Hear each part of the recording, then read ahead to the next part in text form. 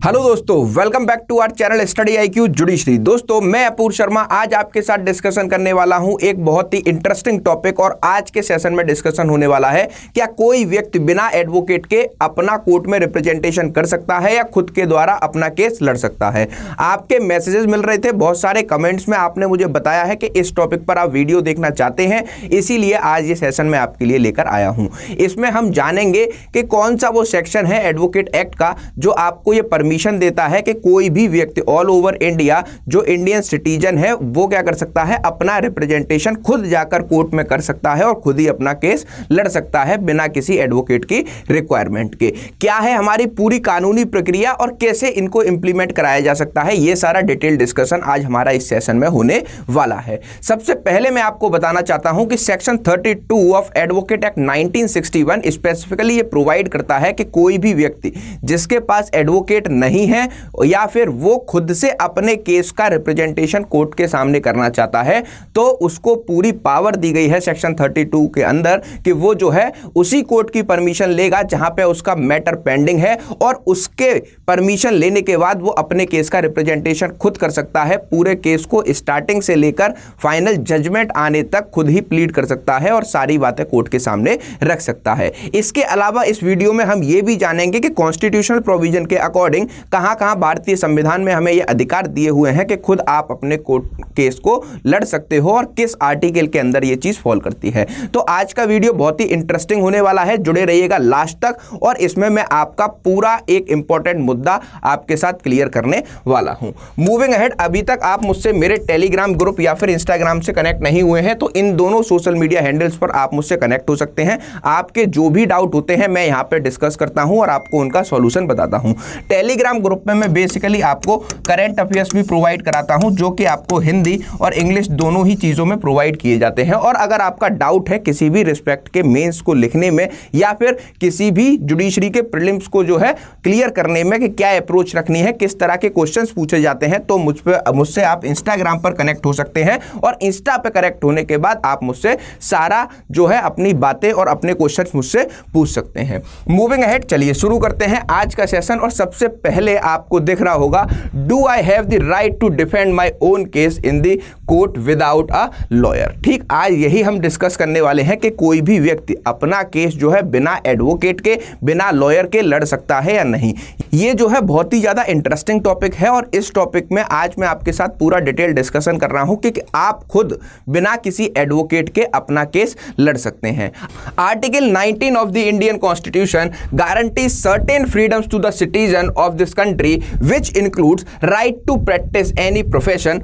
or to carry on any occupation, trade or businesses. It therefore naturally follow that the right to practice law, which is a professional, is a fundamental right that is conferred upon the all citizen of the country. तो article 19 of Indian constitution हमें बताता है कि कोई भी व्यक्ति किसी भी बिजनेस को, ट्रेड को करने में या फिर किसी भी चीज की प्रैक्टिस करने के लिए पूरी तरह से इंपावर्ड है और उस पर कोई भी रोक नहीं लगाई जा सकती है। कुछ रोक जो हमारे, कुछ रिस्ट्रिक्शन जो लगाई गई हैं वो हमारे कॉन्स्टिट्यूशन के आर्टिकल 19 में लगाई गई हैं। उनको ध्यान में रखते हुए आप कोई भी बिजनेस, ट्रेड या फिर ऑक्यूपेशन को अपना सकते हैं, किसी भी चीज को प्रैक्टिस कर सकते हैं। तो जो प्रैक्टिस वर्ड है उसके एम्बिट में ये बात निकल कर आती है कि कोई भी व्यक्ति अपना रिप्रेजेंटेशन जो है खुद ही कर सकता है, और ये जो है क्या है, फंडामेंटल राइट है आर्टिकल 19 ऑफ द कॉन्स्टिट्यूशन के according. Moving ahead, therefore it can be said that the person has a right to appear in court in India. तो इसका जो क्रक्स निकल कर आ रहा है वो ये क्रक्स है कि कोई भी व्यक्ति जो है आर्टिकल 19 के अकॉर्डिंग क्या कर सकता है, किसी भी अपने केस में, अपने ही केस में जो है कोर्ट में जाकर रिप्रेजेंटेशन कर सकता है। There are certain exception on the general rule that are only regulatory in nature and the main purpose to impose reasonable restriction in the interest of general public. यहां पे बताया गया है कि जनरल पब्लिक के लिए जो रिस्ट्रिक्शन इंपोज की गई है उनको ध्यान में रखा जाएगा और उनको सबको ध्यान में रखने के बाद ही आप क्या करेंगे, इन राइट्स को एक्सरसाइज करेंगे। Every court has their rules which serves as a guidelines for procedure implementation and these rules also talks about the contending case without an advocate. ठीक, तो यहां पे बता रहे हैं कि जो भी रूल्स हैं, जो भी रेगुलेशंस हैं, वो अलग अलग कोर्ट्स में अलग अलग बताए गए हैं, लेकिन ये बात कहां पर लिखी हुई है कि वो जो है कोई भी व्यक्ति अपने केस का खुद रिप्रेजेंटेशन करेगा, उस चीज पर भी अभी हम आते हैं। मूविंग अहेड, जनरल रूल क्या है? Rules are regulatory provisions but do not impose any prohibition one's to practice of law. यहां पे बताया गया है कि जो भी रूल्स बनाए गए हैं वो किस लिए बनाए गए हैं, वो क्या है, वो एक तरीके से रेगुलेटरी प्रोविजंस है जो गाइडलाइंस बताते हैं कि किस तरीके से किसी भी प्रोफेशन को प्रैक्टिस किया जाएगा, लेकिन वो किसी के ऊपर बार नहीं लगाते, किसी को प्रोहिबिट नहीं करते। ठीक, तो ये जो है हमारे इंडियन कॉन्स्टिट्यूशन के सारे प्रोविजंस हैं जिसमें हमें देखने को मिलता है कि कोई भी व्यक्ति क्या कर सकता है, कोई भी व्यक्ति जो है अपने प्रैक्टिस करते हुए अपने केस को खुद लड़ सकता है। अब आते हैं एडवोकेट एक्ट 1961 के अकॉर्डिंग क्या प्रोविजंस दिए गए हैं सेक्शन 32 में। तो provision for fighting one's own case as per the advocate act 1961 section 32 of advocate act clearly mention that the court may allow any person to appear before even he is not an advocate. तो यहां पे मे word का इस्तेमाल हुआ है, और मे word का मतलब क्या है, कोर्ट की ये डिस्क्रिशन है कि जिस भी कोर्ट के सामने अगर कोई भी मैटर आता है तो कोर्ट के पास पार्टी अप्रोच करती है कि मैं अपना केस जो है अपने ही तरीके से प्लीड करना चाहता हूं और खुद ही अपने केस का रिप्रेजेंटेशन करना चाहता हूं, तो ऐसे केस में कोर्ट के ऊपर कोई बाउंडेशन नहीं लगाया गया, मैंडेट नहीं लगाया गया, ये कोर्ट के ऊपर जो है जिम्मेदारी छोड़ी गई है मे वर्ड का यूज करके कि आप चाहें तो उसको क्या कर सकते हैं, अलाउ भी कर सकते हैं और उसको जो है डिसअलाउ भी कर सकते हैं। ठीक, तो ये दोनों ही चीज ये क्या है, कोर्ट की पावर है कि वो चाहे तो किसी भी पार्टी को अलाउ कर दे और वो चाहे तो किसी भी पार्टी को अलाउ नहीं करे। अगर यहां पे शैल वर्ड का यूज हुआ होता तो यह कोर्ट के लिए क्या होता, मैंडेटरी होता कि अगर एप्लीकेशन किसी भी पार्टी ने लगा दी है कि वो अपने जो है केस का खुद ही रिप्रेजेंटेशन करेंगे, तब जो है कोर्ट यहां पे बाउंड हो जाता कि उसको एप्लीकेशन आते ही उस चीज की परमिशन देनी होती। लेकिन यहां पे मे वर्ड का इस्तेमाल करके लेजिस्लेचर ने फ्लेक्सिबिलिटी रखी है और कोर्ट्स के ऊपर पूरी पावर दी गई है कि वो चाहें तो जो है पार्टी की एप्लीकेशन को एक्सेप्ट भी कर सकते हैं कि वो अपने केस का रिप्रेजेंटेशन कोर्ट के सामने करे, और वो चाहें तो उसको जो है रिजेक्ट भी कर सकते हैं। मूविंग अहेड, अब चलते हैं 32 जो हमारा सेक्शन 32 है एडवोकेट एक्ट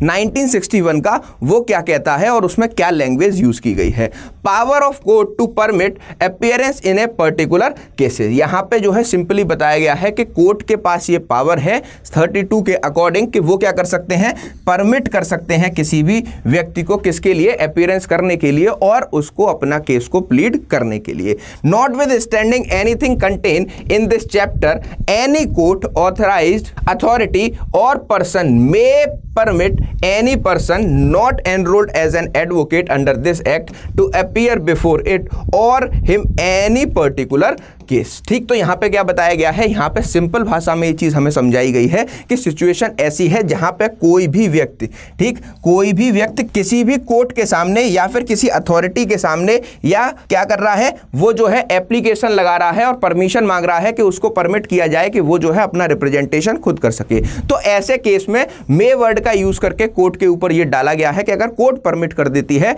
तो वो जो है पूरा रिप्रेजेंटेशन कर सकते हैं। अब बात आती है कि अगर ये जो है किस किस कोर्ट में एप्लीकेबल होता है और किस किस कोर्ट में आपको अपने केस को खुद ही प्लीड करने का अधिकार है। तो सबसे पहले मैं आपको बताना चाहता हूं कि अगर आपका केस किसी भी जुडिशियल कोर्ट में चल रहा है, जुडिशियल मजिस्ट्रेट के सामने चल रहा है, चाहे वो जुडिशियल मजिस्ट्रेट फर्स्ट क्लास हो, चाहे वो जुडिशियल मजिस्ट्रेट सेकंड क्लास हो, या फिर आपका जो है सिविल जज जूनियर डिवीजन या सिविल जज सीनियर डिवीजन जो कि सिविल्स के मैटर देखते हैं, उनके सामने आपका केस पेंडिंग है और आप उस केस में खुद ही रिप्रेजेंटेशन करना चाहते हैं, तो ऐसे केसेस में क्या करना होगा, ऐसे केसेस में आपको उसी कोर्ट के सामने एप्लीकेशन लगानी होगी और वहां पे बैठा हुआ प्रिसाइडिंग ऑफिसर, मतलब जो उस कोर्ट का जज होगा, वो अगर आपको अलाउ करता है तो आप खुद ही प्लीड कर सकते हैं। यही सेम रूल फॉलो होता है कोर्ट ऑफ सेशन में। इसके ऊपर जब हाई कोर्ट की बात आती है तो जो है आपको हाई कोर्ट में एप्लीकेशन लगानी होती है कि आप अपना केस खुद लड़ना चाहते हैं, तो ऐसे केसेस में हाई कोर्ट भी अलाउ करते हैं। और अगर बात होती है हमारे सुप्रीम कोर्ट ऑफ इंडिया की, तो सुप्रीम कोर्ट ऑफ इंडिया में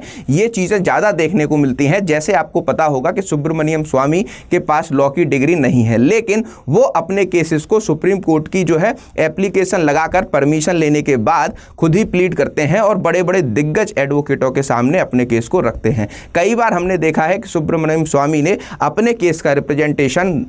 राम जेठमलानी, कपिल सिब्बल और बड़े बड़े जो हमारे एडवोकेट्स हैं उनके सामने भी किया है। तो इसमें कोई भी बार नहीं है। एडवोकेट एक्ट 1961 सेक्शन 32 हर एक पर्सन को ये आज़ादी देता है कि वो किसी भी कोर्ट में अपने मैटर्स को खुद ही क्या कर सकता है, खुद ही जो है पूरी तरीके से जो है रिप्रेजेंटेशन कर सकता है और अपना केस खुद लड़ सकता है। जब से केस शुरू होगा और जब तक सारे स्टेजेस केस के होंगे और उसका फाइनल जजमेंट नहीं आ जाएगा, तब तक आप पूरे के पूरे केस को खुद से ही प्लीड कर सकते हो। तो ये वीडियो अगर आपको इंटरेस्टिंग लगा हो और अगर आप ऐसे ही टॉपिक्स पर मुझसे वीडियो देखना चाहते हैं तो आप कमेंट्स करके बता सकते हैं कि आपको किन किन टॉपिक्स पे जो है वीडियो देखना है। और आप मुझसे अगर कनेक्ट होना चाहते हैं तो मेरे इंस्टाग्राम और टेलीग्राम के थ्रू कनेक्ट हो सकते हैं। तो वीडियोस लेकर मैं आपके लिए आता रहूंगा। आज मैंने आपको बताया है कि आप बिना एडवोकेट के ही अपना केस खुद से लड़ सकते हैं और बिना किसी समस्या के कोर्ट की परमिशन के साथ, बिना पैसे खर्च किए, बिना एडवोकेटों के लफड़े में पड़े खुद ही अपना केस लड़कर